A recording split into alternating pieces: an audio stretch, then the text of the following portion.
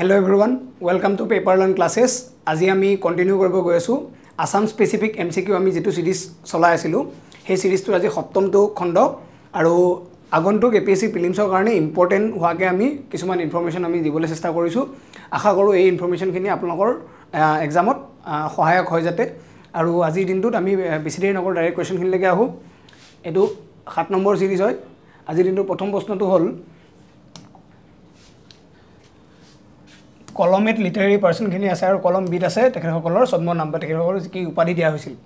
তো ইয়াতে বিনন্দ চন্দ্ৰ বৰুৱা চন্দ্ৰকুমাৰ আগৰৱালা মফিজউদ্দিন আহমদ হাজৰিকা আৰু মহিম বৰা তেখেতসকলৰ লগত ইয়াতে এইটা অপচন দিয়া আছে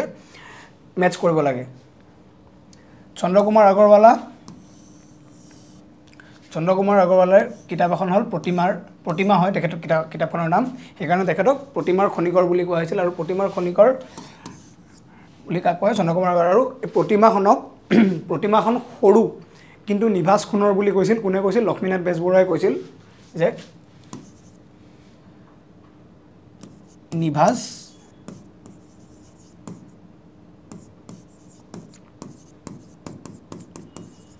খুনৰ বুলি কৈছিল লক্ষ্মীনাথ বেজবৰুৱাই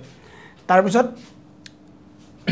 ধনী কবি বুলি কাক কোৱা হয় ধনী কবি বুলি কোৱা হয় বিনন্দ চন্দ্ৰ বৰুৱাক ধনী কবি বুলি কোৱা হয় মফিজউদ্দিন আহমদ হাজৰিকা কি বুলি কোৱা হয় জ্ঞান মালিনীৰ কবি হ'ল মফিজউদ্দিন আহমদ হাজৰিকা আৰু মহিম বৰাক কি বুলি কোৱা হয় ৰঙাজিয়াৰ কবি বুলি কাক কোৱা হয়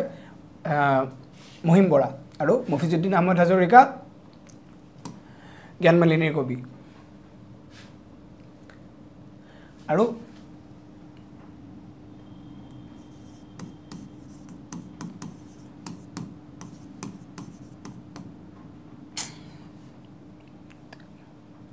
মনাই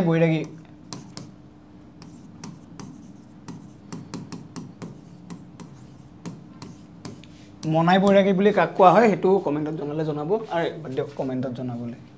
এটো কোৱা হয় মহেন্দ্ৰনাথ ডেকা ফুকনক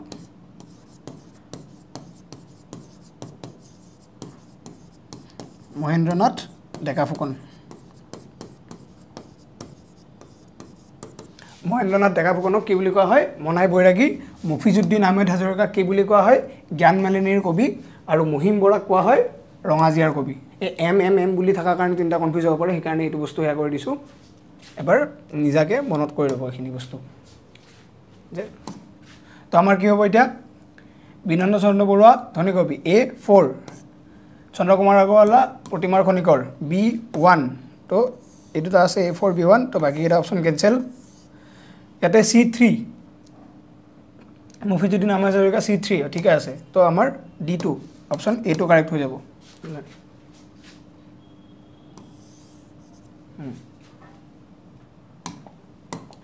next question arrange the following chief ministers of Assam in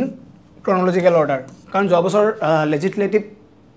assembly স্পিকাৰৰ কথা খুদিছিল তো চিফ মিনিষ্টাৰৰ কথা খুদিব পাৰে প্ৰথমটো গোপীনাথ বৰদলৈ আছিল সেইকাৰণে গোপীনাথ বৰদলৈ এটা অপচন দিয়া নাই ইয়াতে হ'ল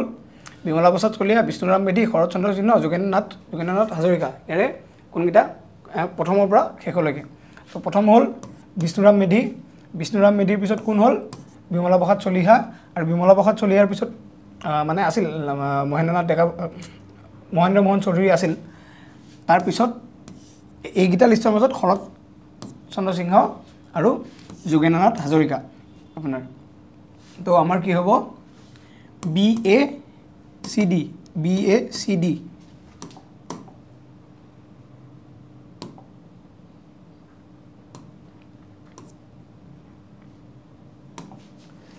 তো BACD হয় বিষ্ণুৰাম মেধি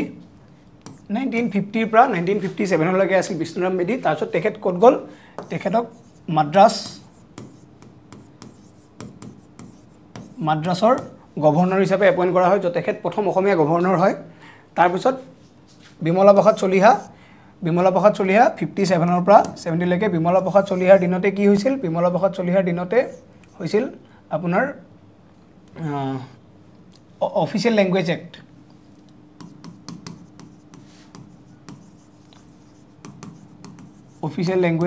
কাৰ দিনত হৈছিল বুলি খুদিলে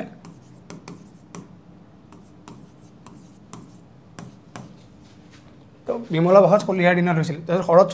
শৰৎচন্দ্ৰ সিংহৰ দিনত কি হৈছিল শ্বিলঙৰ পৰা কেপিটেলটো গুৱাহাটীলৈ শিফ্ট কৰা হৈছিল যোগেন্দ্ৰনাথ হাজৰিকাৰ দিনতে প্ৰথমবাৰৰ বাবে ৰাষ্ট্ৰপতি শাসন প্ৰৱৰ্তন কৰা হৈছিল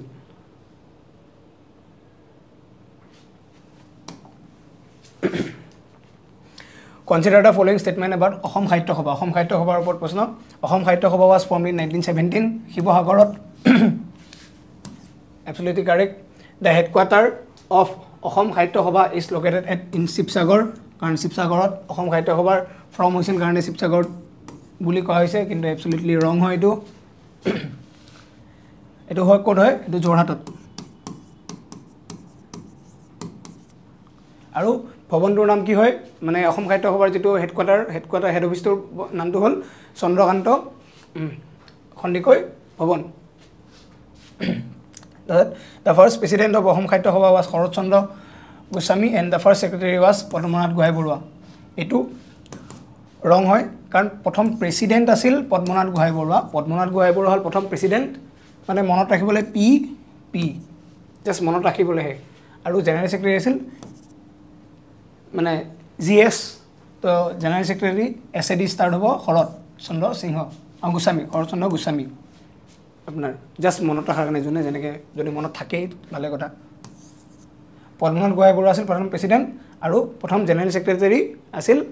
আপোনাৰ শৰৎ চন্দ্ৰ গোস্বামী তো আমাৰ ইয়াতে কোনটো অকল option A will be the correct answer তো only one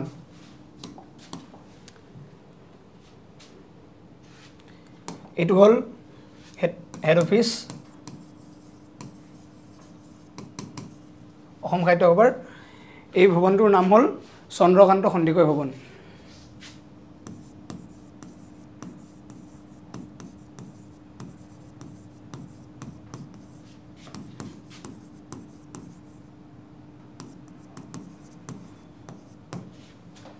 Chandrakant খণ্ডিকৈ Bhawan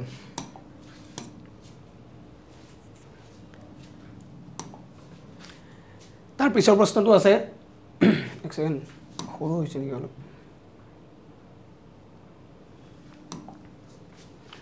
Which of the following statements about Khel Maharan, a major sporting event in Assam, is are correct? Khel Maharan is a platform aimed at identifying, nurturing the grassroots sports talent from village to state level. Correct. The mascot of Khel Maharan is Maharaj Dodan, is believed to be the forefather of the Rabha tribe. Say Maharaj Dodan kuntu tribe boli koise Rabha tribe. The event includes competitions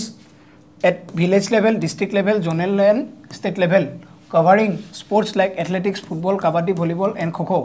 Ekita khel horay kolkot village level, district level, zonal level and state level. Tar pisot Khel Maharan 2.0 in 2024 expanded to include additional sports like long jump, chess, swimming, road cycling and cricket.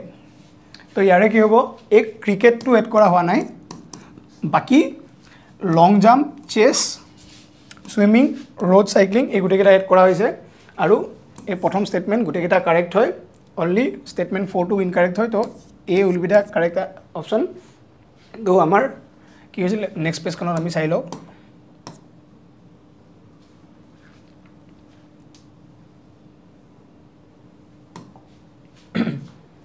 কি খেল আছে athletics kabaddi volleyball football swimming chess আৰু road cycling তো ইয়াতে ক্ৰিকেটৰ কোনো ধৰণৰ mention কৰা হোৱা নাই কিন্তু ফুটবল আছে কাবাডি আছে ভলিবল আছে এথলেটিক্স চেছ খো-খো আছে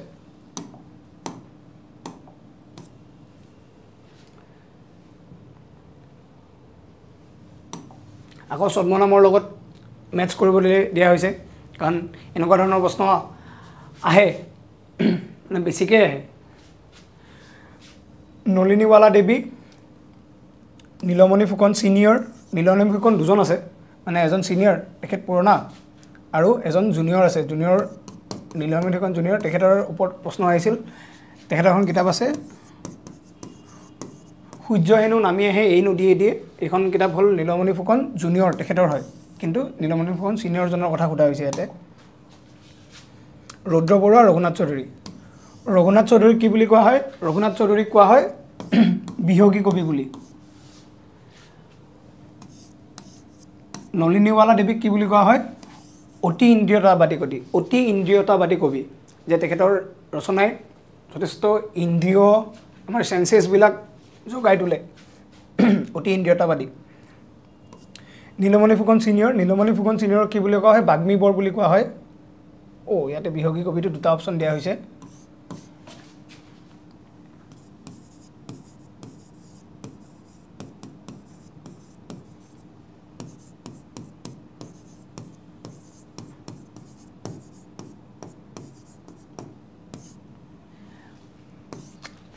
আখৰটো বহুত বেয়া আছে বাগ্মী বৰ যাৰ কথা কোৱাৰ যথেষ্ট দম আছে মানে কথাত বাগ্মী বৰ তো আৰু ৰুদ্ৰ বৰুৱা কি বুলি কোৱা হয় ৰুদ্ৰ বৰুৱাক কোৱা হয় লুইট কোঁৱৰ হিচাপে তো নলিনীৱালা দেৱী অতি ইন্দ্ৰিয়তাবাদী কবি নীলমণি ফুকন সিনিয়ৰ বাগ্মী বৰ ৰঘুনাথ চৌধুৰী বিহগী কবি আৰু ৰুদ্ৰ বৰুৱা লুইট কোঁৱৰ এতে আৰু ইয়াতে কি মিলাম আৰু বিহগী কবিটোৰ জায়গাত হে হ'ল এটো বাগ্মী বৰ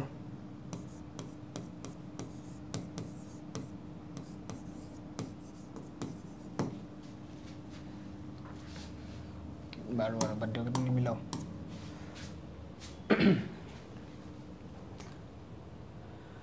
এইকেইটা প্ৰশ্ন সোধা হৈছে যে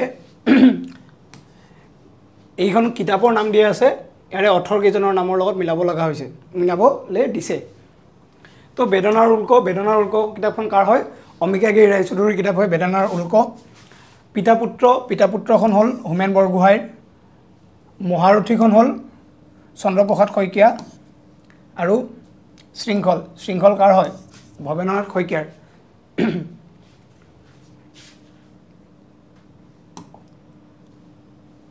কি হ'ব তেনেহ'লে অপশ্যনটো এ বেদনাৰ উল্ক 3 থকা অপশ্যন এইটোৱে আছে এইটোৱে হ'ব B4 শৃংখল ভৱেন্দ্ৰনাথ শইকীয়া C পিতাপুত্ৰ 1 হোমেন বৰগোহাঁই আৰু মহাৰথী চন্দ্ৰপ্ৰসাদ শইকীয়া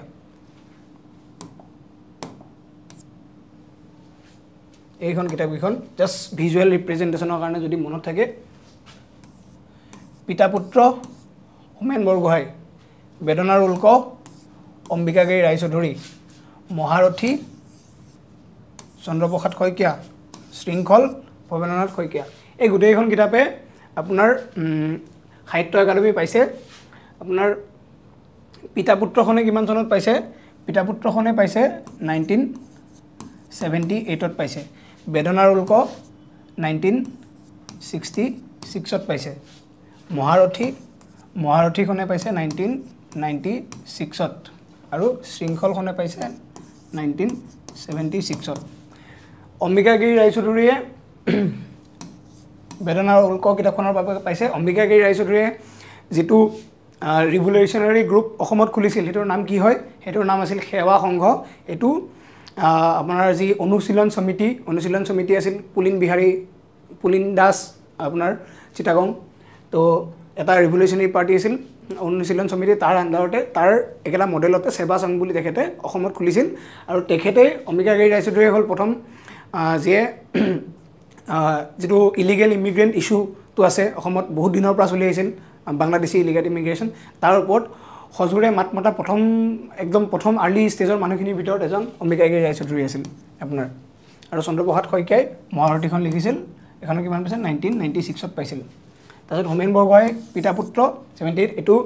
এইবুলি এটা পিতাপুত্ৰখন বাপেক আৰু পুতেকৰ কাহিনী নহয় এখন ভাৰতৰ মানে স্বাধীনতা আন্দোলনৰ সময়ত এটা পটভূমিৰ ওপৰত দিয়া হৈছে অসমৰ পটভূমিটো কেনেকুৱা আছিল হেটোৰ ওপৰত দিয়া হৈছে আৰু শৃংখল এখন হ'ল শৰ্ট ষ্টৰী কালেকশ্যন হয়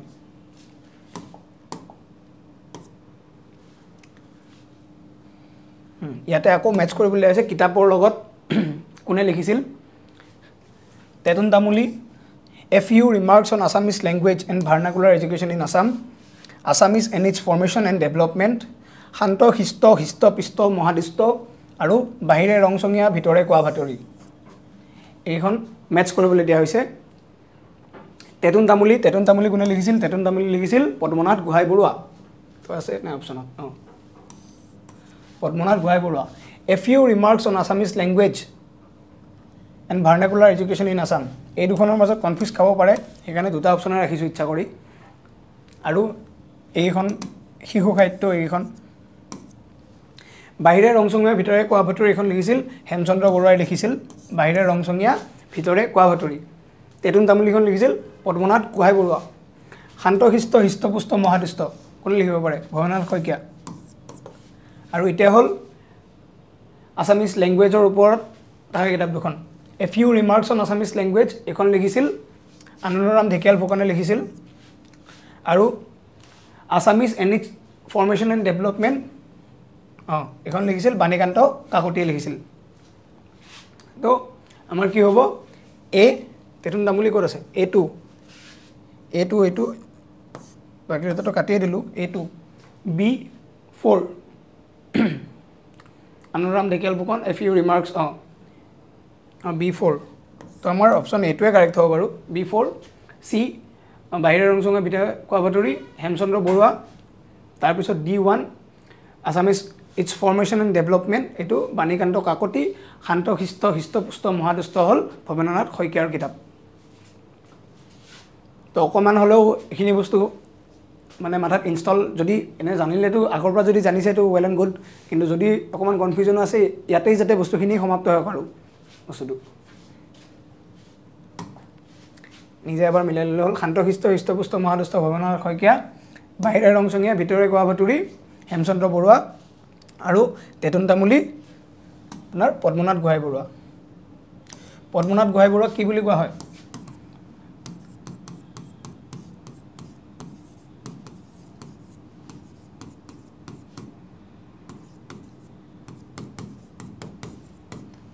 সাহিত্য কাণ্ডাৰী স্পেলিংটো মোৰ ভুল হৈছে চাগে এইটো মধুনীয়া দন্তীয়া নহয় Which of the following is the only Kamrupa dynasty's inscription that distinguishes between Bo and Wo?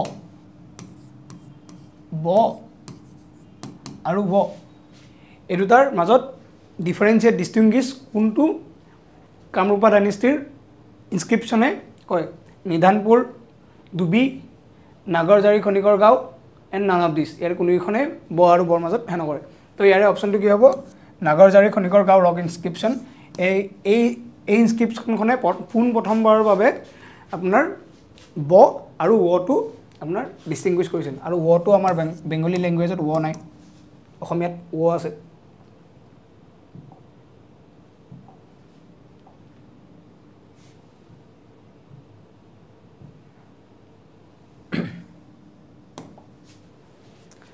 Nagarjari Khonikorgaon rock inscription. The Nagarjari Khonikorgaon rock inscription is a 5th century land grant discovered in Nagarjari area of Puntu district, Golaghat district. An artifact is fragmentary with inscription in Sanskrit written in Eastern variety of Brahmi script. Na Apabhramsa. Prajitu ultimately Apabhramsa pray to aise language will Northeast With reference to King Naranarayan, consider the following statements. Naranarayan established a Koch kingdom with the help of his brother Silarai. Naranarayan's original name was Malladev.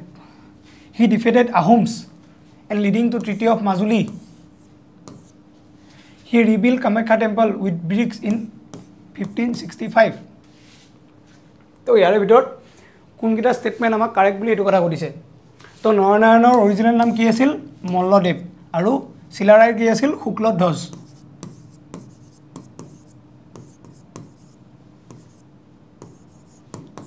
Shukladhwaj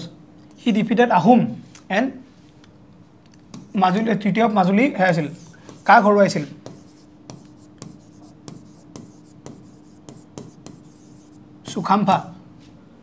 সুখাম্ভা আছিল longest reigning king of Ahom kingdom. So Sukhamba হৰুৱাইছিল আৰু এই treaty of মাজুলীত আহোম সাইডত কোন আছিল আৰু কোচ সাইডত কোন আছিল আহোম সাইডত আছিল আইশেক বুঢ়াগোহাঁই আৰু কোচ সাইডত আছিল চিলাৰায় মানে Shukladhwaj he rebuild Kamakhya temple with brick 65 correct কিন্তু নৰনাৰায়ণে কোচ কিংডমটো এষ্টাব্লিছ কৰা নাছিল কোচ কিংডম কোনে এষ্টাব্লিছ কৰিছিল Biswa Singha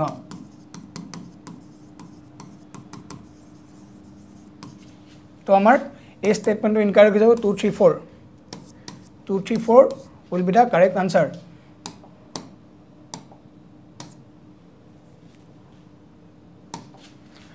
Koch kingdom was established by Vishwasingha in 1515 and he rose to power by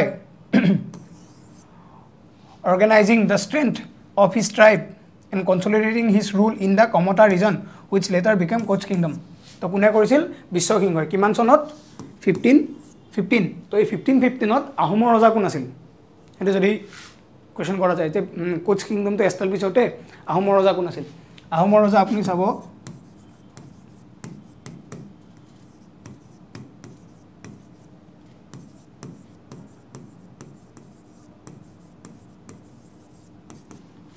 (1497) পৰা 1539 লৈকে কোন আছিল সুহুংমুং আছিল তো সুহুংমুঙৰ টাইমতে সেই সময়ছোৱাতে সমসাময়িকভাৱে ইফালে কোচ কিংডমটো এষ্টাব্লিছ হৈছিল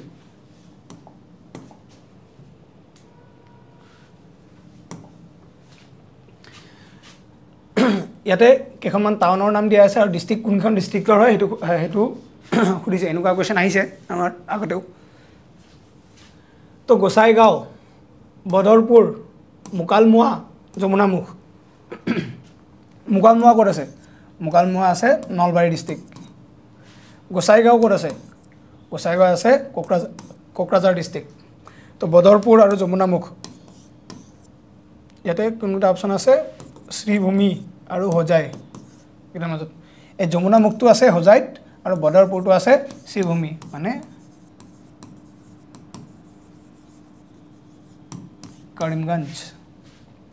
কৰিমগঞ্জটো আছে বদৰপুৰত আৰু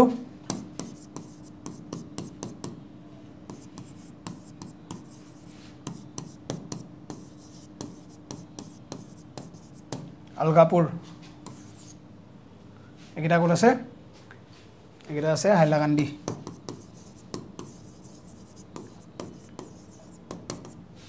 কাটলি চেৰা আৰু আলগাপুৰ আৰু পাথাৰকান্দি বুলি এটা আছে পাথাৰকান্দিটো কৰিমগঞ্জৰ হয় পাথাৰকান্দি তো আমাৰ কি হ'ব গোসাইগাঁও কোকৰাঝাৰ A2 এটোতে আছে আৰু বাকি চাবই নালাগে Badarpur Sribhumi B3 Jamunamukh Hojai C4 Mukalmua Nalbari D1 তো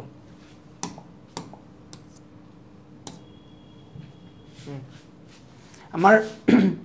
এইকেইটাই কোৱেশ্চন আছিল আজিৰ দিনটোত 10টা কোৱেশ্চনে লৈ আনিছোঁ লাষ্টৰ ফালে বেছি কোৱেশ্চন কৰিও লাভ নাই যিখিনি মেইন নলেজ আছে আৰু বেছিকখিনিৰ ওপৰত মানে বেছি এমফেচাইজ কৰিলে হ'ল